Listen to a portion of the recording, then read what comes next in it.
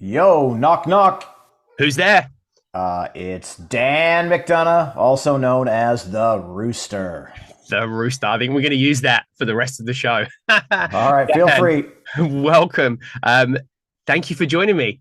We had a little pre-roll chat there, so Mm-hmm. we've kind of caught up a bit. But everyone who's tuning in today, as you heard, Dan, or the Rooster, as we like to call him, is here and joining me on the show today.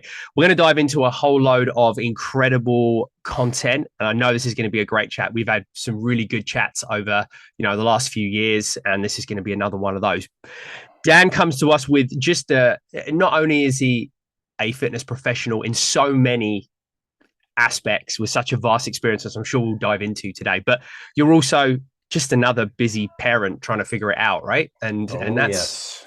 that's everyone we have. So, and I know this is a still a fairly new journey for both of us, and I'm Mm-hmm. sure we'll dive into that. But I'd love to start really with a little bit about your wins and your biggest struggle since becoming a parent with your health and fitness. Like I know you're a great fitness professional. We're going to hear Yeah. about that, but I want to hear about you as a person and where you're Mm. kind of, where have you struggled the most and how have you Yeah.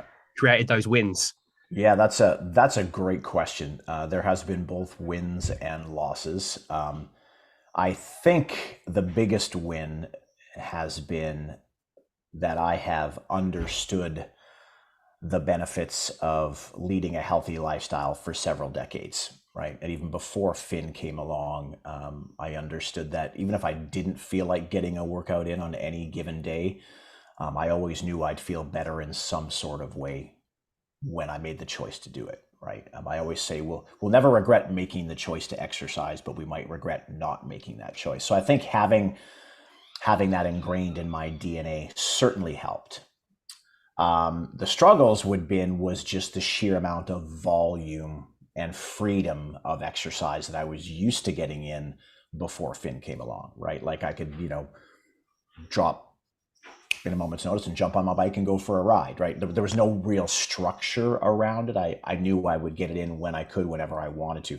That obviously changed when Finn came along. It was now, okay, everything had to be structured in terms of, okay, we know Finn is going to go down for his nap here. I've got a 30-minute window. I've got to get it in now. And I had to go back to fitting it into a calendar type workout where I had to make the time, knowing that I had to make time for a man. So if he had his hour and a half or 2 hour nap, Amanda and I both had to get our workouts in, right? So I would make sure that she would get hers in. She would make sure that I would get mine in, because we knew we would be better for each other and better parents because we took time for ourselves.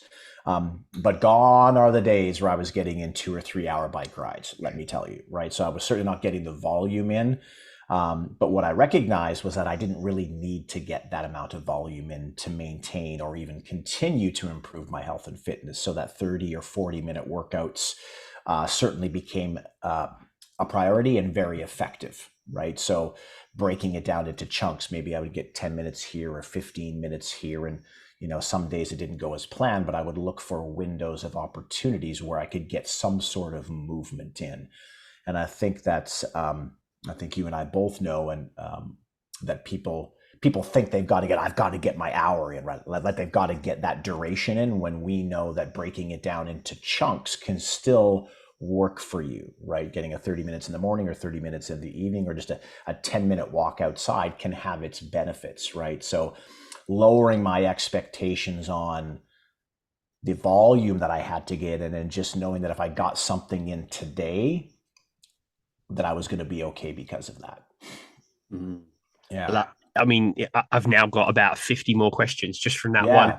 that one, Yeah. that one thing I you hope that shared. made sense. I hope that made sense, right? It was now that I had to lower my expectations instead of looking at my calendar saying I got to get 15 hours of exercise in this week, right? It was now like break it like every day, right? And then trying not to be too hard on myself if something didn't get done today, like if I didn't get my workout in today, because knowing that, because exercise is kind of ingrained in my DNA. Now, did I go a little bit cray cray if I didn't get my workout in? Sure, right? But I knew I was going to be okay if it needed to happen tomorrow, right? Or at the end of the day, when Finn went to bed, hey, I'm just going to walk the dog around the block. That would make me feel better in many different ways.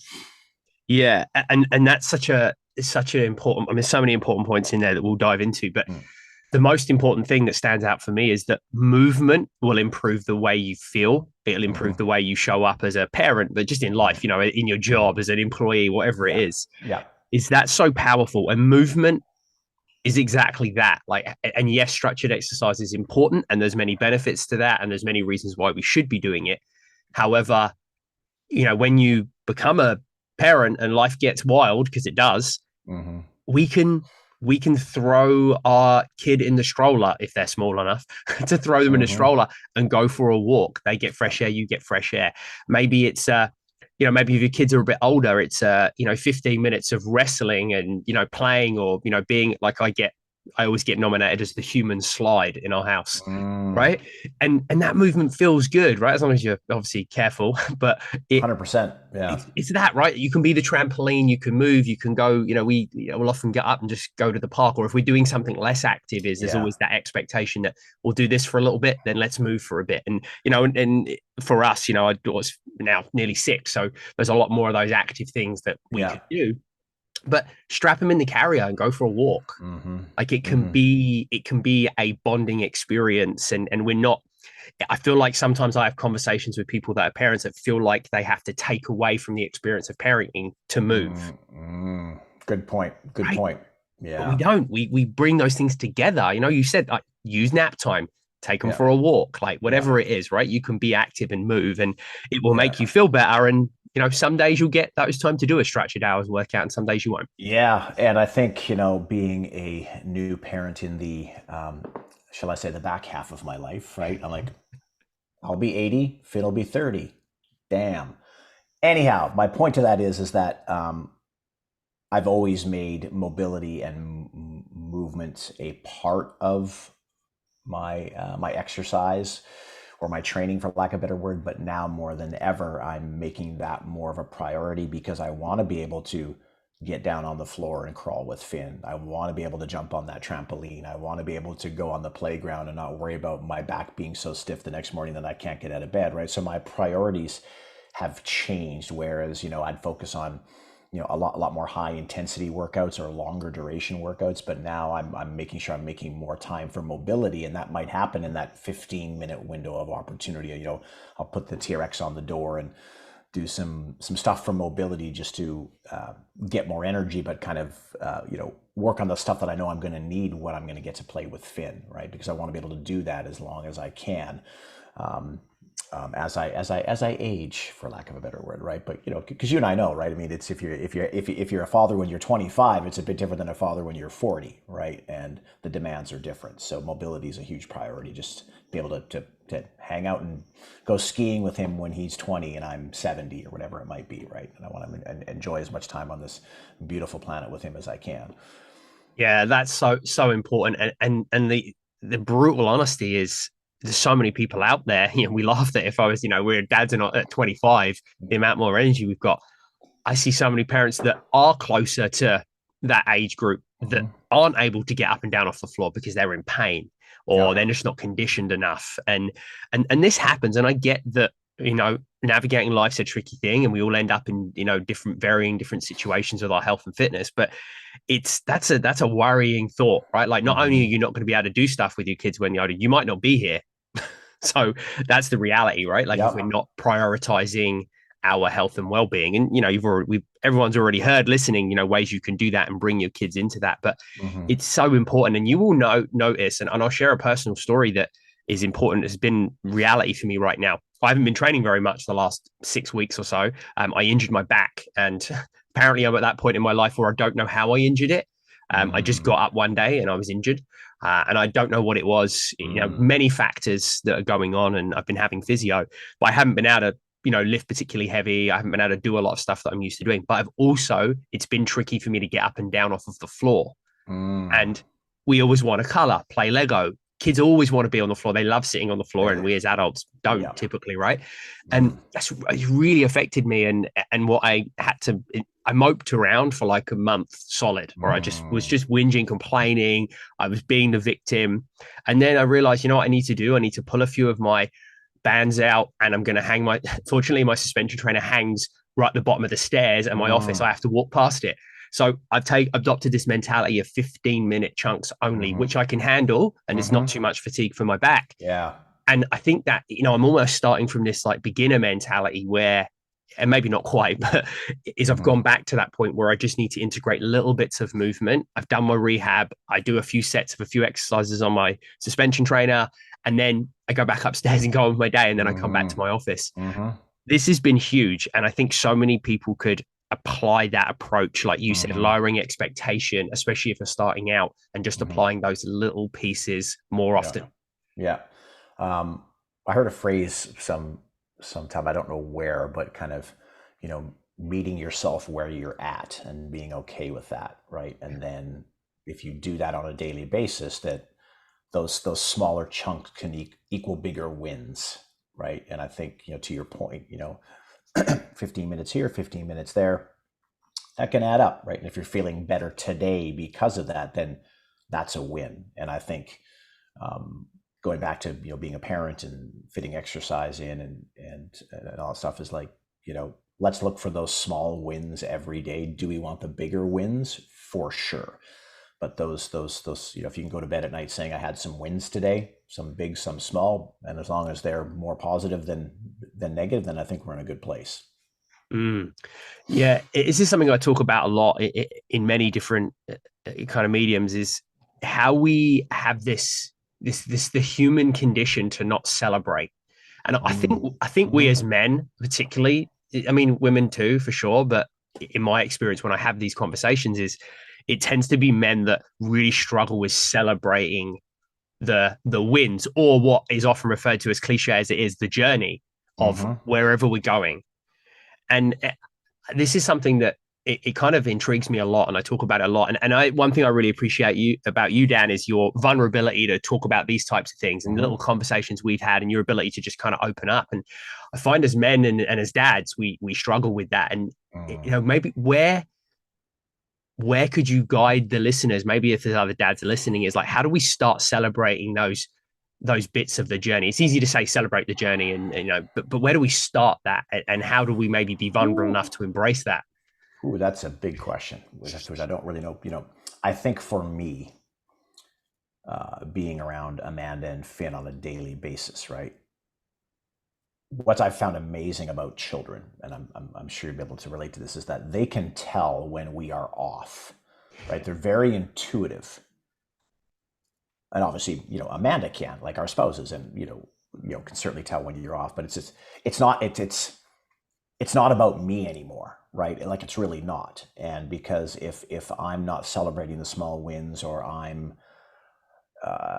stubborn or frustrated because things aren't going my way, it affects everyone around me. And I'll admit this, right? I was not as, okay, let me just be honest, right? When Finn wasn't here, I was more selfish than selfless. Like, I'm not going to lie, right? And thankfully, I had a very patient and understanding wife. And I think there's times when we all need to be selfish, right? Especially when it relates to our health and taking care of us, because when we do that, then it allows us to be better humans and give to others, right? Be a better parent, be a better husband, to be a better coworker, whatever it might be, right? So there's times to be selfish, but I think more importantly now, I'm like, I gotta, just kind of shake my own head, like snap out of this, dude, because your kid is saying, daddy, like, he's like, daddy, come on, let's go, daddy, like, that's his big thing. He'll grab my daddy, come on, let's go. He's like, I have an idea.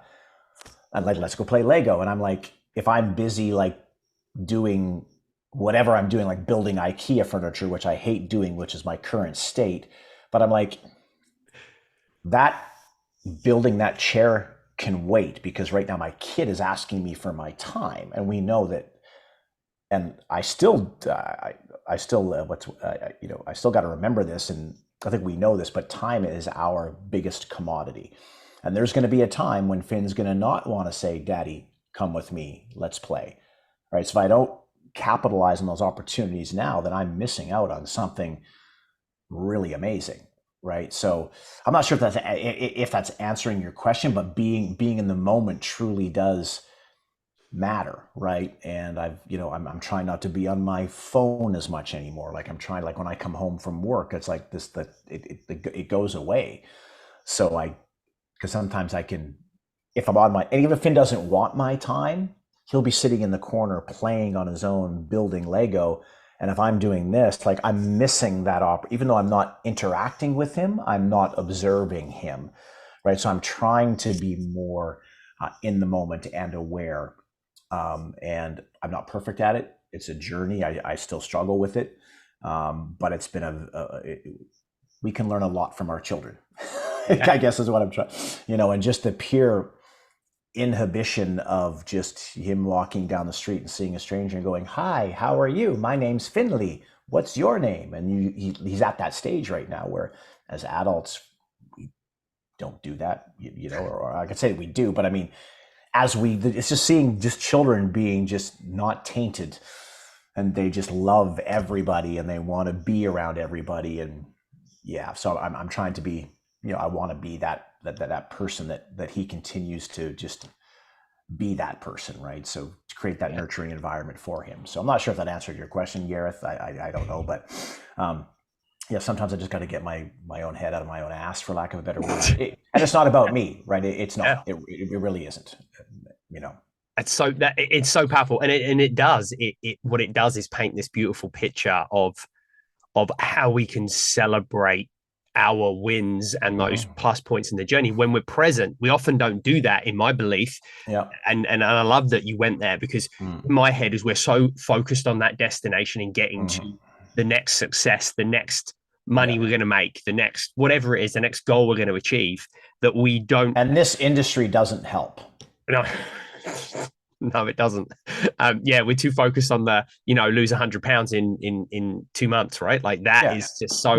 Well, even just that too, right? I mean, I said that like I don't get on Instagram as much as I used to, right? But I'll get on there and then I'll start going down this hole where I'm looking at everybody and everything, and I'm like, I still experience FOMO, and I shouldn't. Right, I think you and I have had both very successful careers, and we've done good, and we've changed lives, and it's like, but things like social media in this industry doesn't help, right? You see, to your point, right, like fads and stuff that just we kind of shake our heads at, but it's like, anyhow, this industry is very ego driven, right? And there's a fine line between arrogance and confidence, right? And we need to be confident in this industry because our clients and our participants view us as role models, and we have to have that air of being leaders. And our clients and our participants can sense when we're insecure and we're not on our game, for lack of a better word. But this whole world of influence, right? I tell the story, it happened a couple of years ago, but we may have had it, but I mean, like, I'm going to try and get the blue check mark on Instagram, right? I think I've got some, and I was denied. And I'm like, and this put me in, like, for a couple of days, I was like depressed. I'm like, and Amanda's like, essentially take your head out of your ass, right? You've had a ton of influence, and don't let something like a social media platform tell you that you don't have influence. And I say this because those of us who are in this industry and in the trenches every single day, right? If you can, look for those small wins every day with the people that you influence, then you have influence. You are an influencer, right? Right? If you're creating a good environment for our children and our families, and then that circle, and then to the clubs that you teach at in your individual communities every day, all the clients that you have every day online that you guys have with the Nock Academy, you're having a ton of influence. So don't let some outside force or governing body, whatever you want to call it, define whether or not you are making a difference, right? And I think that's the thing. What I'm getting at is that if you jump online and start looking at what other people are doing, what other people have, it can take you on a rabbit hole. And I think as humans, we often focus on the things we don't have as opposed to things that we do have. And that's always been a challenge for me in this industry, right? As a fitness leader. Oh, I can do that. Oh, I want that. This person has this partnership. This person has this deal. Why don't I have that? And I'm 52 years old and I still go through that. I mean, come on, McDonogh. Yeah. Shit straight. we all get stuck in that, and that it's so important that we manage everything we consume. And I talk Mm-hmm. about this with my clients when we're teaching like nutrition and lifestyle, because when I talk about what you consume, people instantly think about the food and the drink they consume. I'm like, you Mm-hmm. need to be aware of everything you consume, like through Mm-hmm. your eyes, through your mouth, through your ears, like all of those Mm-hmm. things are important. Mm-hmm. And that is so impactful for so many people listening today that get drawn in that. Like I need to have, it's the stuff I don't have. I talk about this whenever I teach. I always ask people at the end of sessions, at the end of classes, Mm-hmm. to have a think about one thing where they felt really successful today. And I encourage Mm-hmm. everyone listening to do this. When you're working out, when you're looking at your day, you're celebrating wins. This is always my go-to tip: is pull out the thing where you felt most successful. We'll talk indoor cycling. We're both passionate about that. You ride your class, it's tough. There's a hill. You don't hit the incline and the resistance that you thought you would that day. You don't sprint as hard, or your heart rate doesn't go as high. Mm-hmm. When we finish up and we're doing the cool down, there's that tendency, that human condition, to focus on all the things we didn't get or didn't Mm-hmm. do. Let me say to people, before you leave that door today and walk out of here, think Mm-hmm. about one thing where you felt really successful, you did really well, you overachieved. That one thing is going to be impactful. And the reason it's going to be impactful is when you wake up next time and you don't want to go, we spoke about this earlier, Mm-hmm. sometimes we don't want to do it. You're going to remember that one thing that made you feel successful. Mm-hmm. That's going to get you back. And just in case, this won't be a shock to anyone who listens regularly, but there's no magic way to get where you want to go with your goals. You just need to be consistent. Mm-hmm. Mm-hmm. And if you focus on success, you're going to come back. And if you come back, you are eventually going to get your results. But you need to find a mechanism in which to keep yourself coming back. And sometimes when we celebrate wins, that become, Yeah. well, actually all the time when we celebrate wins, that becomes a reality. Yeah. 100%. Yeah. Couldn't agree more. Yeah, it's Couldn't huge. agree more. So a couple of things I want to go back to. That's really powerful, but I don't want to miss this because I wrote down some things that, you shared about, yourself and, your kind of parenting journey. A few things that are so important. Number one, who you surround yourself with is huge. Mm-hmm. So remember that when you're looking at your goals, you also need to look at your environment. So that's just a little bonus tip for everyone. And there's two other things I want to touch on. Number one, listening. You mentioned about listening, and you framed this as when your kid says, "Hey, come play Lego." Mm-hmm. What I've come to realize, and this is so important from a coaching standpoint. So I know a lot of fitness professionals listen to the show, as well as our consumers of fitness. Is remember when you're a coach, you need to listen to the small stuff. You need to do this as a parent. As a parent, you're basically a coach. You're just coaching a smaller person. Mm-hmm. Is you need to listen to the small stuff, so people will come to you with the big stuff. Mm-hmm. And as a coach, you need to know that. You need to know when someone's struggling or they have something they feel so vulnerable about that they don't want to open up about it. It's a difficulty in their marriage, or it's an eating habit they have that they're embarrassed about. They don't come to you with that unless you listen to the small stuff. With your kids, it's the same. And I heard this recently, which really drove this home for me, is when you don't listen to those small things, when your kid wants to tell you about the stuffy in their room, and it's a 17-minute conversation where they just babble on. When we don't pay attention to that, then when they're 17 and they come to you with something that's really important, right, that's really impactful on their life, for example, is they're not going to come to you because you weren't there for the small thing, but remember that small thing wasn't small to them. It was a huge thing to them then. So everything's a big thing to your kids, right? And the same to your clients. Yeah, 100. Yeah, and I think regardless of the age, when you truly listen, right? Because as we know, there's a difference between hearing and listening, right? Listening builds trust, right? And in this industry, when you work with the clients and participants, when you build trust, amazing things happen, right? To your point, it's that trust is a huge thing, and listening allows you to determine need. And once you're able to determine what they truly need, then wonderful things can happen. That can lead to having clients for life, right? Because they can come to you with absolutely anything. That's such an amazing point about that stuffy, right? Because that, to your point, that's 17-minute conversation with that stuffy is really, really big and important to them, right? And I want I want Finn when he's 16, at any point in his life, when ultimately he will get into some sort of trouble in some way, shape, or form. I want him to feel safe in coming to me and Amanda with absolutely anything. And I want to be able to create that environment of trust that, you know, I can't guarantee, Finn, that there's not going to be repercussions for your actions, but I'm going to be here and listen. I want you to feel safe, whatever it is that you can come to us. And I think, to your point, it starts at a very, very young age.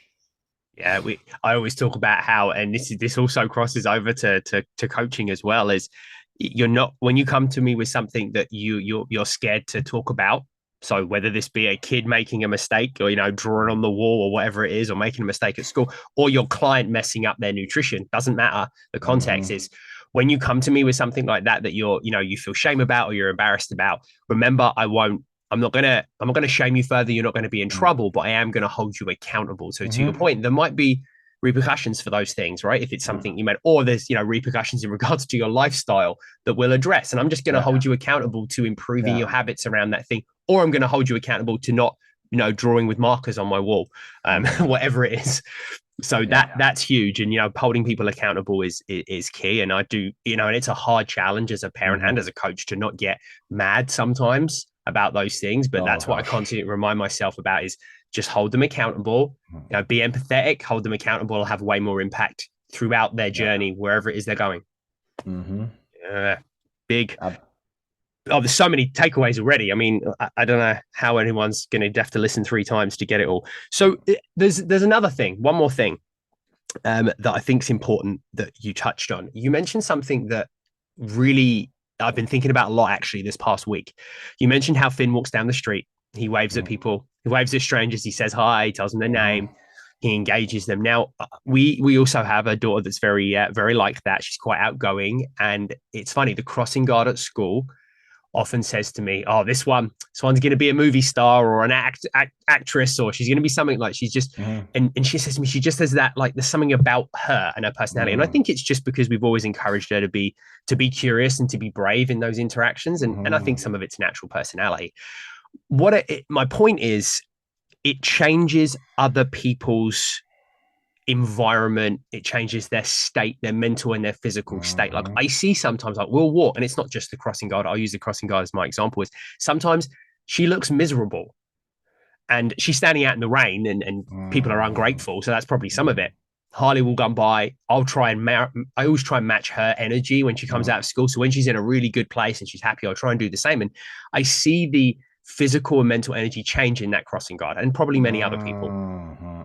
This is huge. And when you said about how we don't do this as adults, but kids do, just pay attention, everyone listening, to how a child with no inhibitions around that interaction can change someone's mental and physical state. And especially if you're a fitness professional that's listening, or any coach, is remember, you're going to have the same impact. So you need to be a bit more like a kid with no inhibitions when you're coaching, because it's going to change other people's energy state. And in the long term, that's going to change people's lives. 100%. It's, I think it goes back to one of those things that, one of those unwritten rules that when we become fitness professionals that we don't really know that we actually signed up for. And that's like, well, I think we all know that, like leave your shit at the door, right? And as a group fitness instructor, for example, right? Yeah. Are there days where the last thing I feel like doing is teaching my class? 100%. If anyone tells me, who's listening on here, that you show up with you leave your door with boundless amounts of energy, super excited to teach every class that you have for the past decade, I'll call BS, right? At the end of the day, you had a big day teaching online, Gareth, and you'd rather just stay home, but you've got this 5 o'clock class, right? That 5 o'clock class that you may be teaching, right? There's 30, 35 people that have shown up for you today, right? And that hour could be the best hour of their day, right? That hour could change the way they go home to their children or to their spouses, right? And I think we often forget that. And I try and remind myself of this more often now. Like every day truly is a gift, and I embrace every moment that I get to teach now, because not only is it great for them, it's great for me, right? So the point of meeting the energy and showing up, and because if you walk in to teach that class, and they can tell by your body language if you're not in it to win it, right? If you show up in a Gareth doesn't look like he's really wants to be here. I mean, they're probably not going to say anything to you, but they will match your energy and excitement for that experience you're about to create or deliver, right? So regardless of how you feel, right? This is what we signed up for, right? We're agents of change, and we may not. The one thing about group fitness is if there's 35 people in your class, you might not know the difference you made to 34 of them, right? Because by the time you unclip and half of them have walked out the door, but so you really might not know the difference you made, but you have to understand that you have made a difference. That for those 34 people, one may stay behind, have a chat with you, and you can listen, have that deeper conversation, understand need. But there's 34 people that you've had an impact on that are going out into their communities and being better because of it. That's what I love about group fitness. I'd love to have conversations with all 35 of them, but I think that's why I love group fitness truly more than personal training, right? I could have continued personal training years ago, but there's something about this thing called group fitness, right? 34 people going out of their 34 different communities, 34 different households. If there's 4 people in every household, then that positivity expands, right? And that's what I love about this thing called group fitness. Yeah, and I think it's important that when we talk, I think it's very easy for people like us and many other people that we have on the show and people I get to surround myself with all the time, which I'm very, very grateful for, is when we talk impact, we just consider impact to be positive. The type of people we are, but know that when you are in a position of responsibility as a coach, an instructor, whatever it might be, is you're going to have an impact on those. Let's use your example, those 35 people in a class. That impact can also be negative.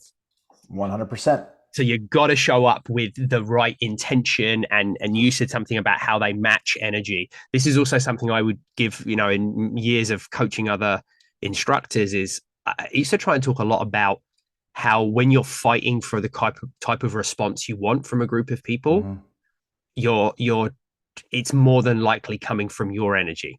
So if you're not getting what you want back, then maybe that's because the energy you're putting out, and that's okay if that's authentically how you deliver something. But if you deliver in a very, I would say I'm fairly, over the years, less so as I've got older, actually, was very stoic in my approach. And I always wondered why the people in my class were like that.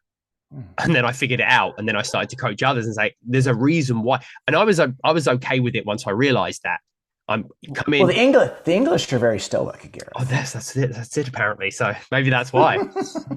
But it's so interesting that you say that, and it just reminded me that we match energy. So know that, and it doesn't mean, if for anyone listening is thinking, well, maybe I need to change the way I am. No, you don't. Be authentic. But 100%. Understand that that's a mirror of you. So if you coach your parent in a certain way, you're going to get a mirror back of that. So I just tried to, I think a lot of it for me came from a place of a lack of self-confidence. So I taught in a certain way where I was so confident in my ability to teach a great class and be all about the precision and the metrics that I did that. But I got that response back. The people that came to my classes were all about they weren't interested in jokes or having fun. Like, they were in there to be serious. And then as I let my guard down a bit and I got older, I realized there was a fun, playful side to me, and I could do both really well. And then I suddenly got this nice mix. Fantastic. That's important. And that's life, right? That's life. How you go out in the world is how, you're going to be, if you're going to be miserable and be the victim all the time, guess what? You're going to get that energy back. Oh, yes. Yes, you will. 100%. The harsh truth. Yep, absolutely. Yes. 100%. Yeah. So very important. Great point. Very good point. Being aware is such a skill that, and I don't say we only get it when we get older, but obviously we see the world through a different lens as we grow and we evolve. Yeah. And that awareness around the way we do things is important. I heard this great quote from I don't know if it was his quote, but for me it's in his voice, but an incredible person making a big difference in the world called Jordan Shallow. So he runs a company called Prescript, and I had the pleasure of speaking with him on a podcast a few years ago, and he shared with me one thing that will stick in my head forever: the way you do one thing is the way you do everything. Right? Yep. I was like, yeah, if you cut corners here, you probably cut corners there. Yeah. Yeah. Yeah, true story. Yeah, Yeah, you got to I show up in all those areas of your life equally, right? Like looking for mhm, growth and evolution everywhere, and being aware of that is huge. mhm. Couldn't agree more. Yeah. It makes me think of a you said something that about making that impact on those multiple people, like that kind of waterfall effect. And Hmm. for a decade, probably now longer, um, I have had this kind of thing to live by. I don't know what it is. It's a mantra. It's a value, but it's something that some of my good friends brought into my life, and it's a phrase: "Be the pebble." And it's kind of Hmm. referencing of you being that that tiny pebble in a huge pond, and Hmm. when you make that tiny little ripple in the middle of the pond, it Yep. goes out Yep. and changes the water right forever. And that's what we do in group fitness. Group fitness is being the pebble, and hopefully the pebble of positivity, we hope. Yep. That's all we can hope for, right? Yeah, Yep. absolutely. Yep. And you're never going to show up every day 100%. And you know what? Our clients and participants aren't expecting us to, right? They just want you to be you, right? And especially in our clients and participants can tell when we are trying to be someone that we're not, right? And it's the reason they're there is because of you and who you are, right? To your point, you may have the odd client that may want to focus on the metrics or whatever, but ultimately they're gathering to have an experience, right? And I think that's, and that's what I truly understood or came to understand the power of the experience and the connection, right? When I joined Les Mills back in 2004, right?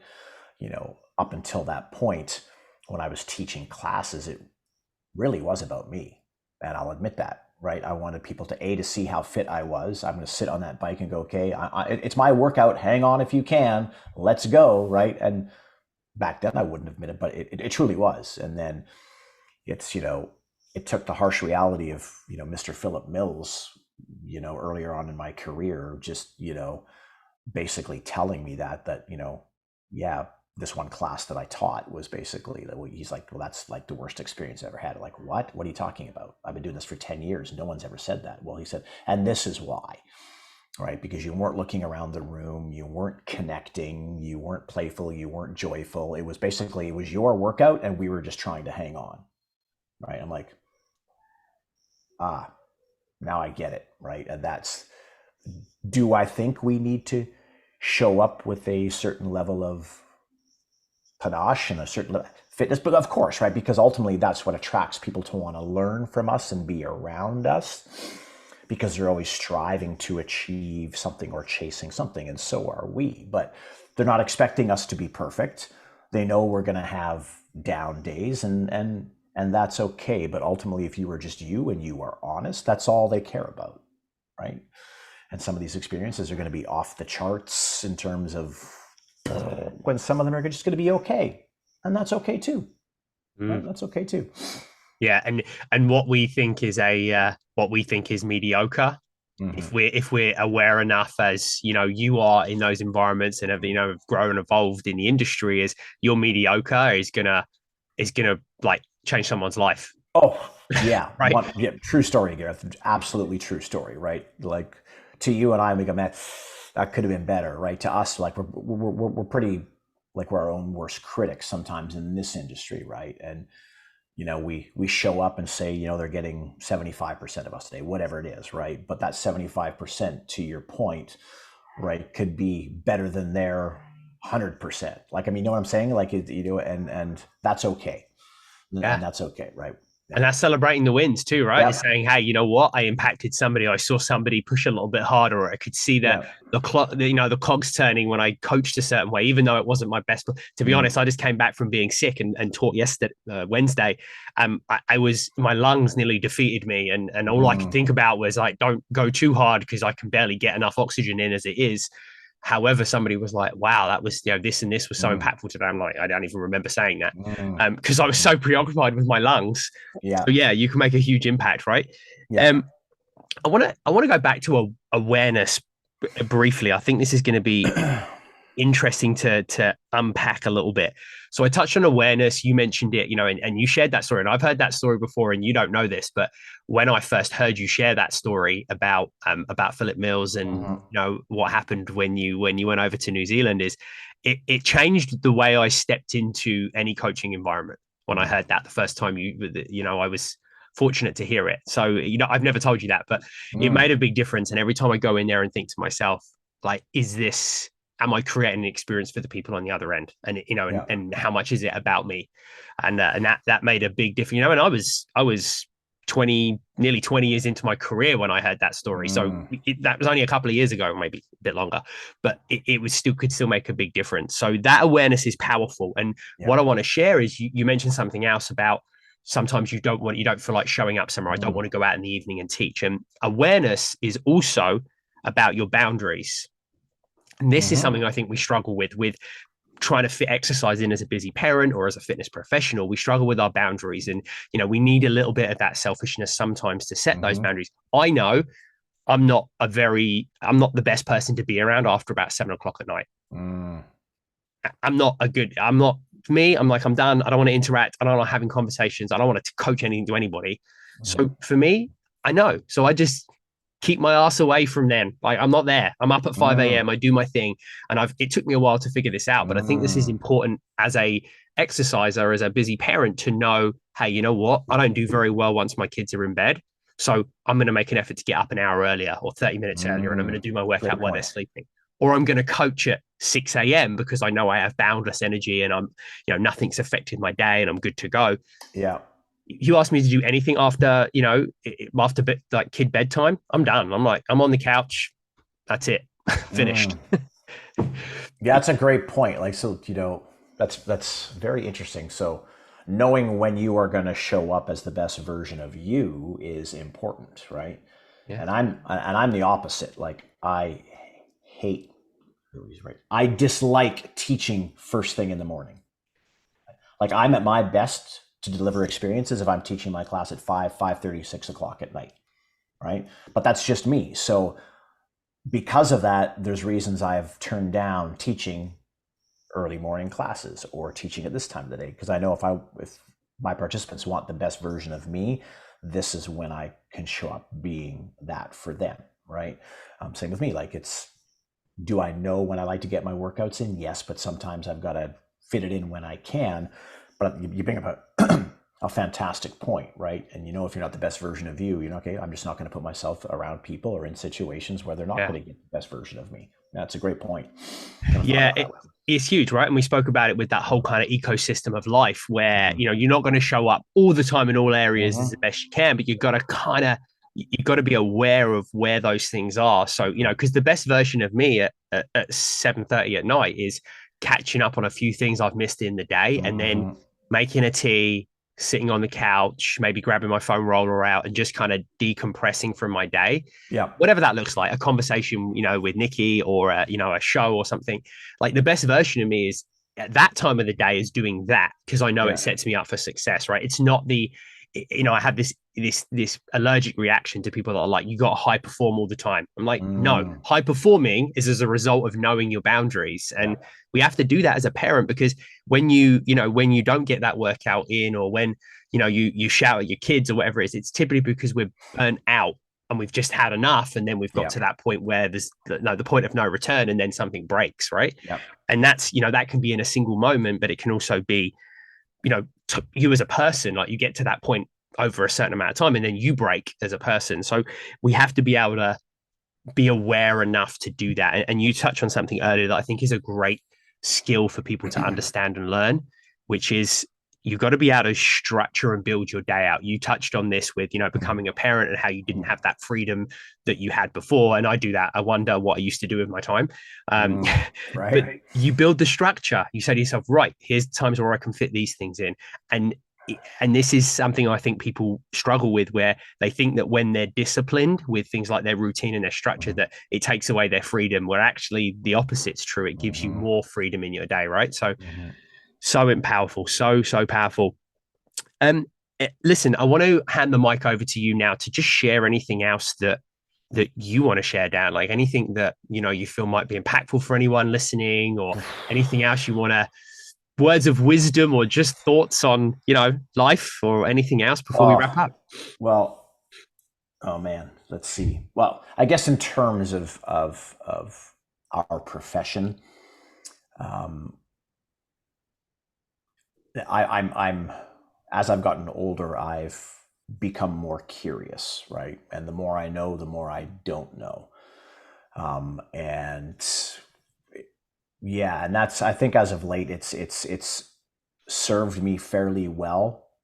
I kind of look at my career, and the biggest growth happened for me when I was surrounding myself with people who didn't always tell me what I wanted to hear, that didn't, we say surround yourself with like-minded people. As a whole, I understand that and I agree. However, sometimes when it comes to growth and change, you need to surround yourself with people who may have a different opinion, that may not necessarily agree with you, that tell you something that you don't want to hear. Because that's when growth and change happens, right? When I worked at TRX and I was around Pete Holman and Fraser Quelch and Chris Frankel, like I had the most amount of growth in my career there, because even though we all believed in the straps and we believed in what it is that we were doing, they always challenged me to be a better version of myself, right? And so much growth happened from that. Um, and and now I kind of take that through, you know, my my career is just like I want to learn. I want to be more curious. I want to seek to understand more. And there's no one way to do things, right? And in our industry, when we're dealing with clients and participants, right?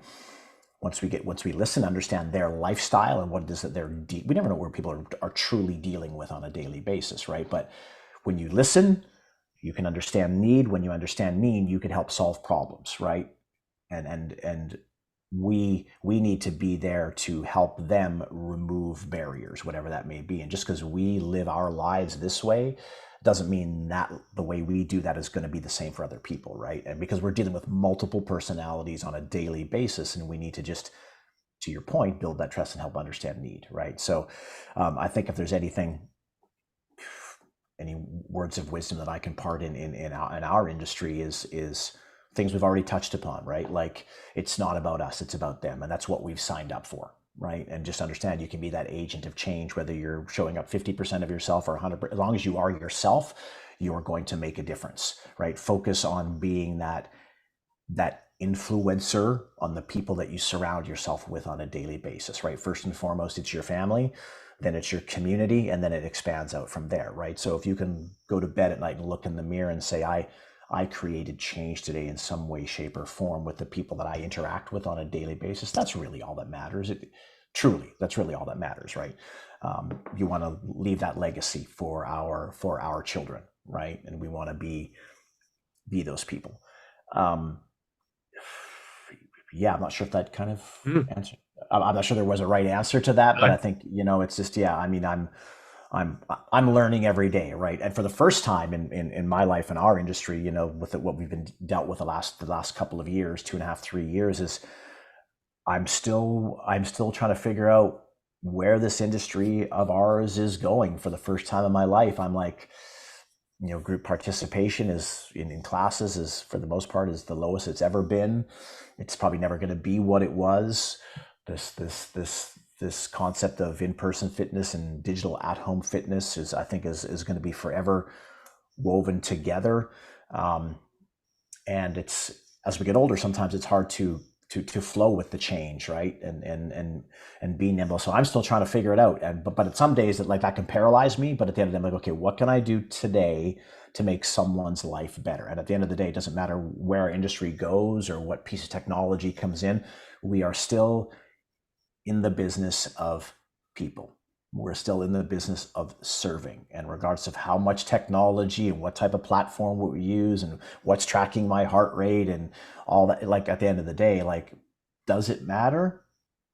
We could argue about it. We could say yes or no, but at the end of the day, can we make someone just feel better? And no piece of technology is really going to help you do that. It's that power of connection, right? And we all struggled with learning how to create that connection and create impact via Zoom meetings, team meetings, Google Meet. I mean, frick, if I never have to do that, I mean, I know it's a part of our life, but I mean, I remember Matt Thraxton. I think we all know who Matt Thraxton is in the Les Mills world, right? Like when he finally went back to teaching his first live body pump class after 2.5 years of a lockdown, he said he had a whole new sense of appreciation for being with people in a room together, right? It was like a kid in a candy store again for him, even though he'd been teaching it for a couple of decades, right? And I was the same way, right? If we all talk about, because literally I think I taught my last RPM class, it was on a Tuesday, right? And then this is just why when I took the job with Good Life, I taught my class on a Tuesday in Portland, Oregon. I traveled to Toronto, Ontario on the Thursday. There was the Friday, there was the Saturday, and then like the next week, the pandemic hit. And then it was like a year and a half before if I would have known the world was going to shut down, that RPM class I taught on that Tuesday, I bet it would have been completely different. Yeah. Was it a good class? Probably it was, right? Because I try to teach well, but so if you're a fitness pro here, imagine, right? Imagine if that class you're going to teach tomorrow is your retirement and you're never going to teach that class again for whatever reason.